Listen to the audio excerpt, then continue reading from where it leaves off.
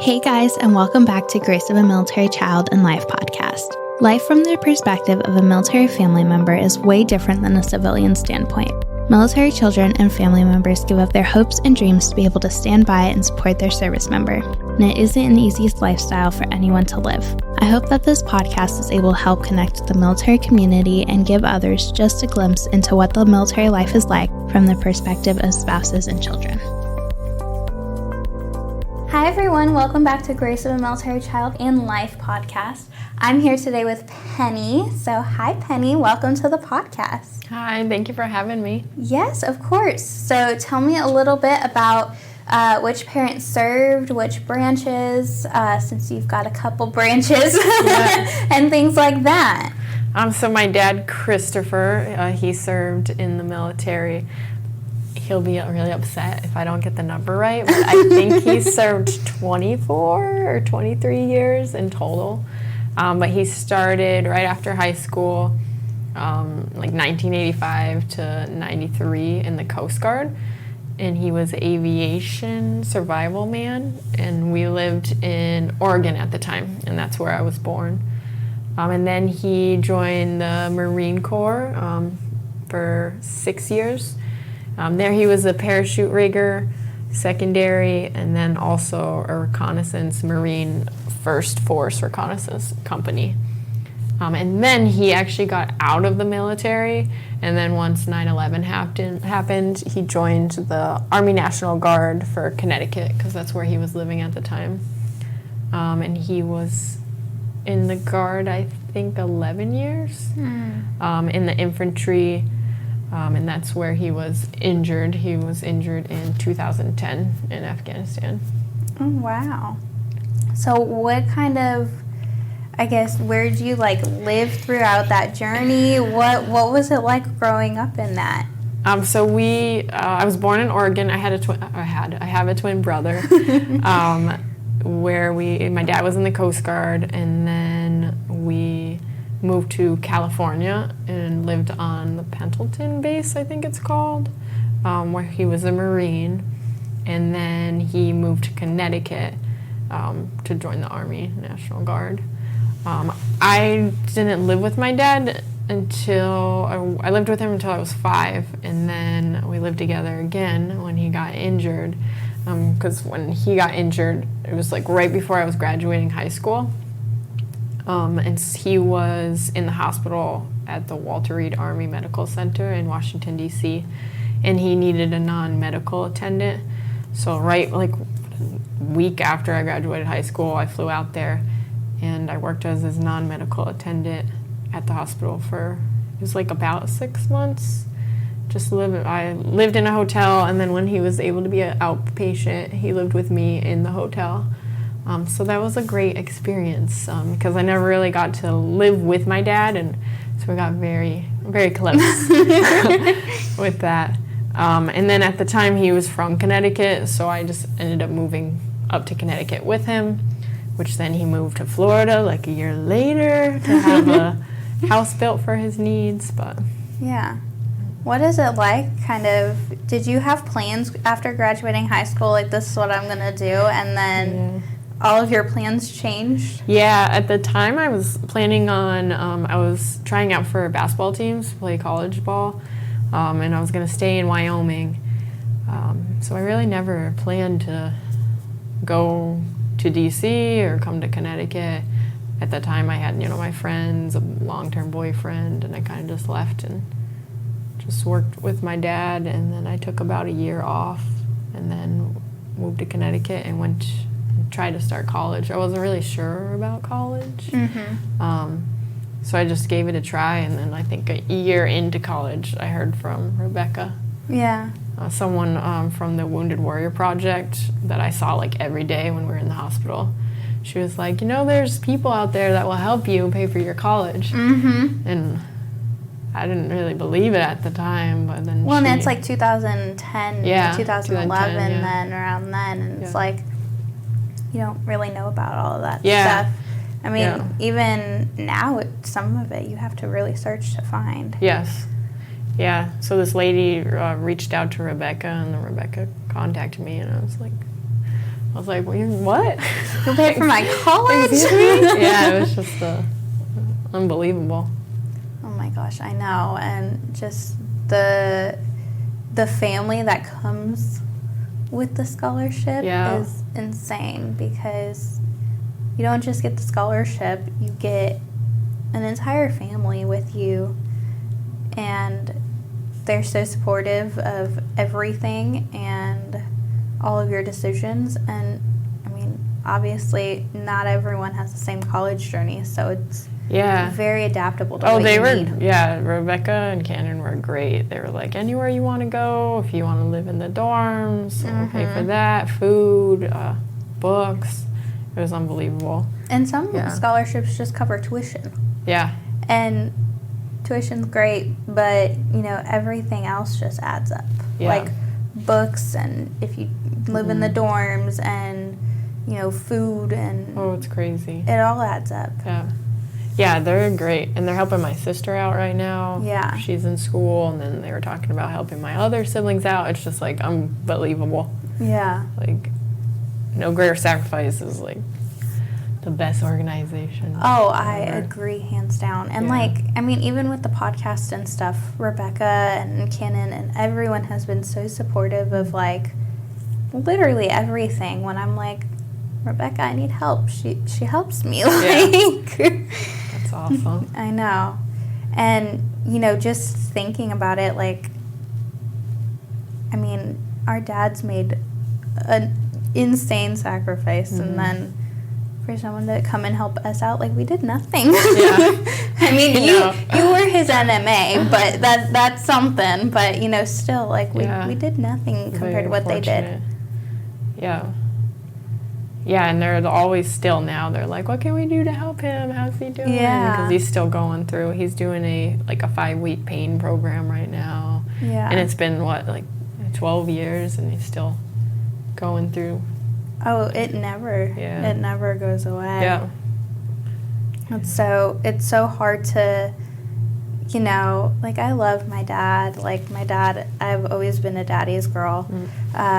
Since I was even, in the womb. My mom said, I would be around, because I was a deployment baby, so I wasn't always around my dad. So, but when my dad would come around, my mom said, I would flip and turn and be crazy. That's awesome. But I've always been a daddy's girl, and so it's hard, seeing this process and seeing, everything and how everything unfolds. And even, he was injured in 2011, so we just hit our 1-year mark, or 10-year mark, in November. I'm a little tired. Numbers are hard right now. But we just hit our 10-year mark, and so it's to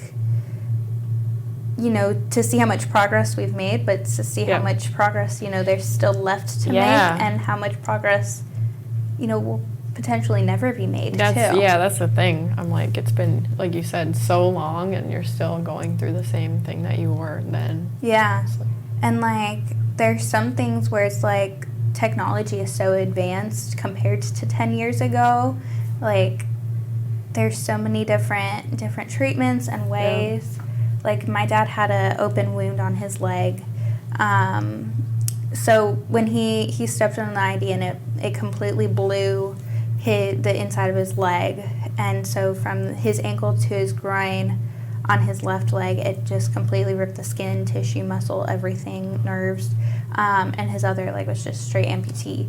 But he did a skin graft on his left leg to save it, and there was a wound that just would never close. 3 years would never close, and we're finally getting it to close. Wow. And we've done dermatology put fish skin on it to try and help it close. They've put, now this blows my mind how technology works, but a placenta on it because of the stem cells in it to regenerate the cells and stuff. And so he's done that a couple times, and it's finally closing up.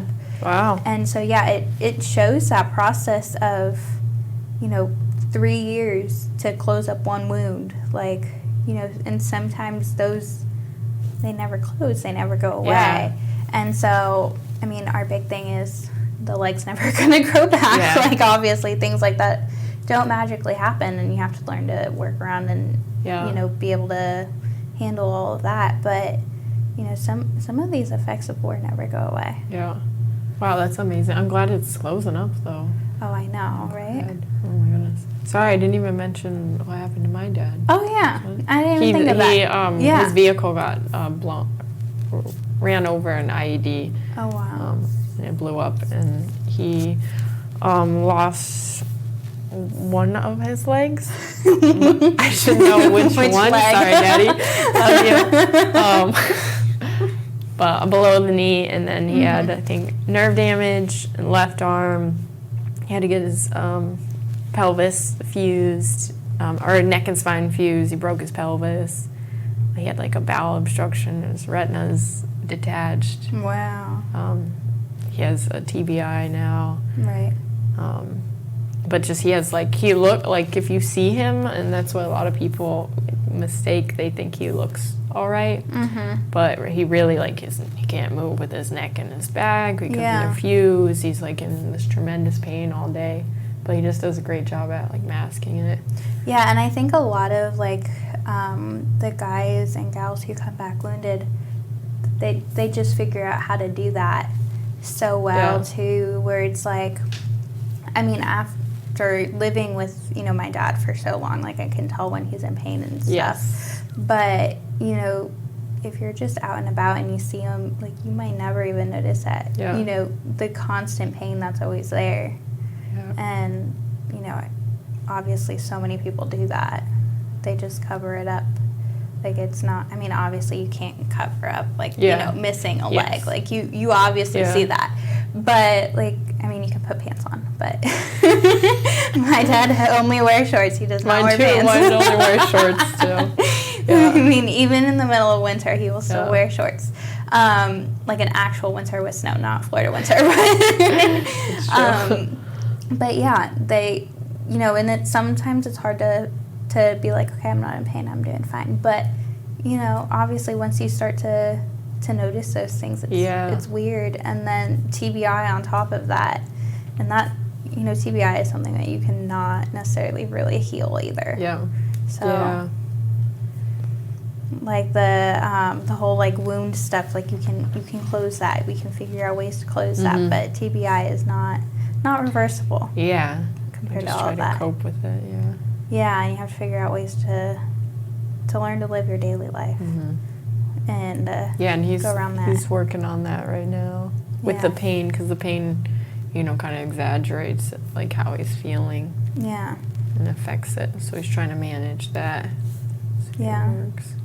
So after caring for your dad for so long, and, you know, building that relationship with him like that you never had, what is it like then being like, okay, you kind of have to like draw a line here and be like, I have to live my own life too. Like, I'm an adult now. Yeah. Like, what is that like? So like just being on my own now and doing my own thing? Like having not having the relationship, and then having the relationship, and then realizing that you have to be on your own and live your own life. Yeah, it was really hard at first because I like didn't have the relationship with him, and then we got really close from me taking care of him. Like, I had to do his doctor's appointments, his laundry, his food, his medicine, push him around, which I didn't do a great job at that. I might have run him into the wall a couple times, but we got it together. And just hygiene too, helping him with that. So that was like, from not doing that, or from doing that and then not doing that, it was a hard transition. And especially because I was around him like 6 months every day, all day long. And he didn't, because of the pain, he didn't really sleep at night either. So we didn't sleep a lot. It was, he'll tell a story about how I'm like, it's like 4 a.m. and I'm like, Dad, I'll go roll over. I'm like, can you please just turn the TV off? Gotta sleep. I know. So that was hard, having that relationship. And then I went to Connecticut, and then he was only there for like a year, and then he moved to Florida. So like he got a house built like for his needs, and it's better for retirement. So that was really hard, not having him up there, and then my little siblings too. But I try to visit them, especially during like Christmas, because Florida is really nice. Florida's during really that nice time. during that time, yeah. Like once, so I always try to see him like once or twice a year. But I talk to him like every day though, texting him or calling him. Yeah, he's always there when I need him. As you can see, I just called him to ask him what branches he was in for the specifics. Yeah. She was disappointed I didn't know. Sometimes, just sleeps away for a little bit. I'm like, it was a lot. Yeah, I mean, it was 3 branches. Yeah. Normally there's only 1. Yeah. Maybe 2. He jumped around. Yeah, it's definitely, you graduate high school and your first thought is not to go take care of your dad. Yeah. And more or less put your life on hold. Yeah. Yeah, it was kind of scary. From going to like little Wyoming to DC, and I'm like this 18-year-old little girl. It was the relationships though we built was like with his like physical therapist. Oh my God, I loved her. Yeah. Etane, man, she was the best person ever. She changed our lives. Who did he have as his physical therapist? Her name was Etane. Okay. Yeah, she was the best. So that was even leaving then and leaving her, I was like bawling. Yeah. When they were like, you got to go home. I was like, oh my God, I'm going to miss you. I saw her every day. But yeah, it was a good experience for a bad reason, I guess. Yeah. I don't know how to say that. I know what a you're bad saying. event, but good things came out of it. Yeah. Yes. A relationship, no greater sacrifice. Oh my gosh. This podcast, get to meet someone famous. That's awesome. Bad things happen, but you gotta make the best out of them. Yeah. You gotta make the best out of them, and while life is still hard and life is still a struggle, you figure it out. You work through things, and I mean, we're in DC right now. Life couldn't get any better. No, I love DC, awesome. so Yeah. I love being here. So it's great, and meeting people and you know making new friends and stuff. It's fun. So it's definitely. I mean, as Rebecca always says, it's a club you never wanted to be a part of. That's true. That's true. The club you never None of wanted us wanted to be a part of it, but we're all here. Yeah, and all family. Yeah. Yeah, family, and striving off of it and everything, and going from there. Did the experience that you went through with your dad, did that kind of play a role in you deciding what you wanted to do as a career then? It kind of did. I always kind of thought I wanted to do physical education and health. Mm-hmm. But then my dad was always like, you should be a nurse. And then after being in that atmosphere, I mean, I know there's a lot of different types of nurses, but I was like, nope, not for me. You're more or less a nurse. Yeah, I was like, this is not for me. And I knew I was like, and I kind of thought, I don't know, I thought the physical education is, being proactive kind of, Mm-hmm. Getting children ready for being fit and living a life of health. Yeah. So it kind of just made me want to do that more, because my dad was he was super fit and healthy before he got hurt, and I think that really helped him recover, Mm-hmm. the way he did, because he was in such a good health. Yeah. So, yeah, I kind of shaped it a little bit. I knew I didn't want to be a nurse. That just solidified it when I was with him, I actually was studying for the ABSVAB. Oh, yeah. Because I was going to go into the Guard to pay for college. Yeah. Was my original thought. And then Rebecca called. I was like, You're like, thank you. Now I don't have to do that myself. I know. I always I wish I would have still. I think about it, looking back. But I try to give back in other ways. Yeah. I mean, you're here volunteering, so. That's true. At this NGS the best event. military organization. Exactly. Yeah. So That's there's cool. other ways to do all of that through whatever it may be. And you said you were 9 I was 9. Yeah, I was 9. I have a younger sister who's 15 months younger than me, and so she was 8. And then I just turned 20. So it's been... Well, that's a pretty, that's a big developmental age, and sure it's very... Yeah, it was definitely weird, but it was a good time in my life for it to happen. Okay.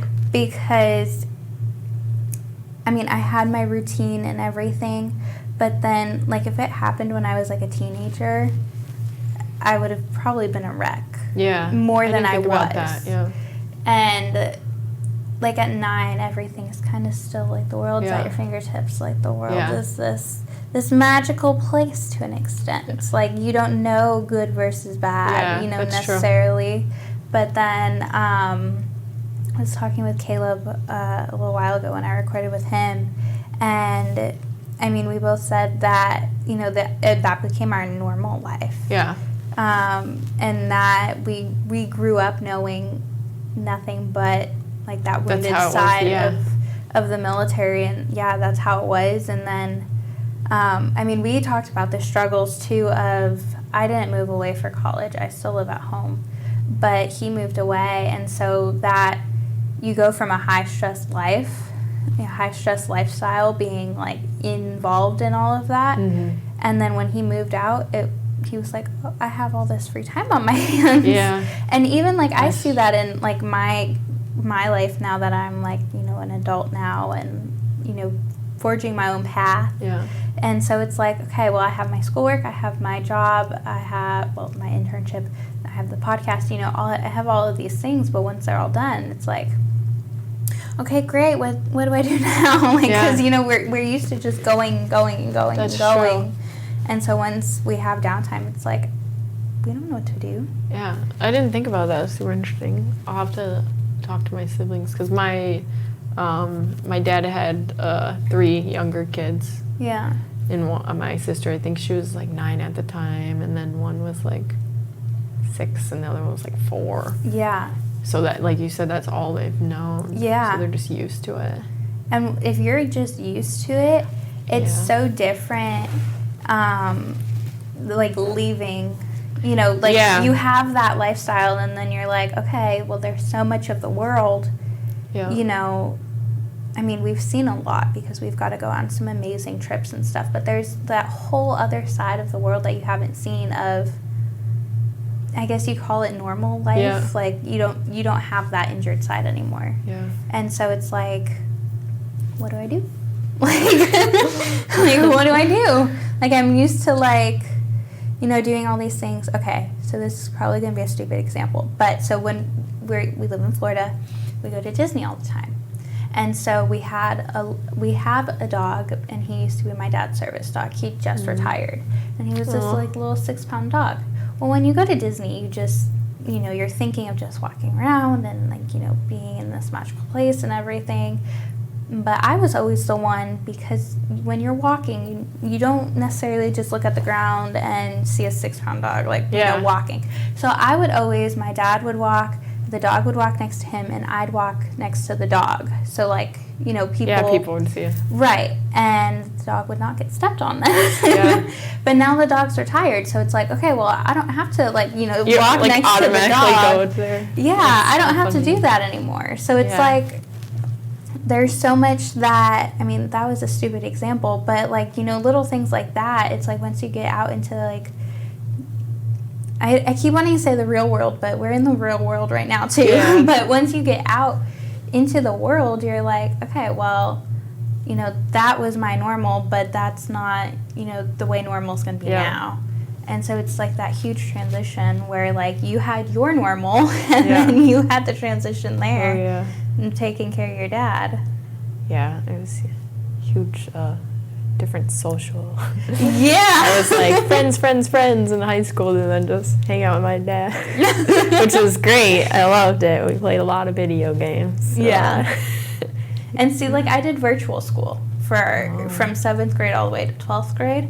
So I was at home. I was at home. I was able to be home. I was able to be with my family. I was able to, help out when I could a little bit more. I also did 15 hours of dance a week, so that took a lot of my time out.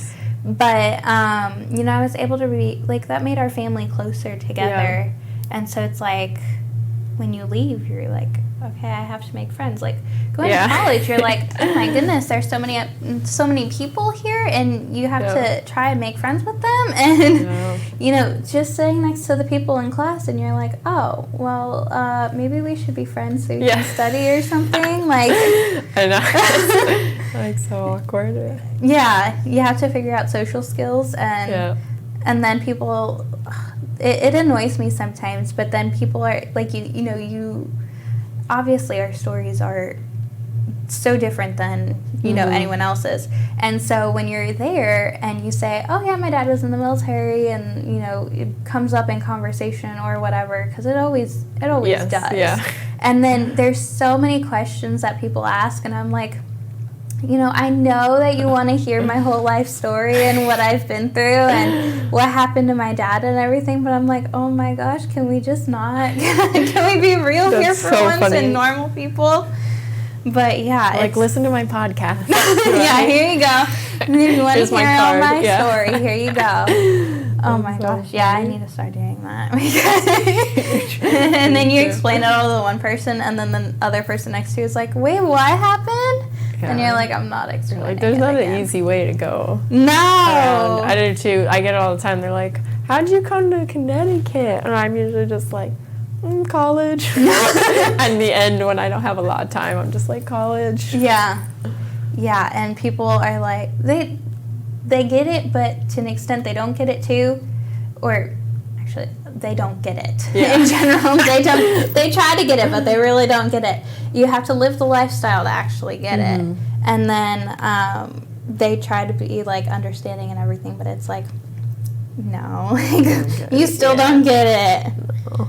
So it's definitely weird and crazy to look back at and think about and feel like I lived through all of that. Yeah, and it's crazy how, like we were saying, it was a while ago, but it doesn't feel like it. Oh my gosh, I know. And I think because you said we are still living and seeing their pain and what they're going through. And like 10 years is a blink. Like, yeah. It literally has gone by so quick. Yeah. And well, and your dad has been through so much in that time period too. Yeah. So 10 years has just, completely gone by, and I'm even like time just moves so fast. I'm like, I'm almost done with college. Yes. Like, you're working on finishing your college, and yeah. Once high school, it's like, whoa. Oh my gosh, time is just gone. Then I was telling my sister that because she's going to be a junior in college. I'm like, enjoy it. It flies by. It's gonna be gone soon. Yeah. Oh my gosh, yeah, I know. It's insane. So the last thing I always ask, and it's the hardest question, everyone struggles, but I've been struggling so what piece of advice would you give to another military child? Of like similar situation? Or similar just situation in life in general. Life of a military child, what would you tell them? Kind of like what we said, I guess, just enjoy the time that you have with your family. Yeah. And like just growing up with them. And sometimes like it stinks, if they have to go somewhere or you're moving again or it's a hard life. But just enjoying the time you have with them. And I guess that's anybody. Because like we said, it flies by. Yeah. And there's so many times where I'm like, oh, I wish maybe I did live with my dad, or maybe I wish I did this.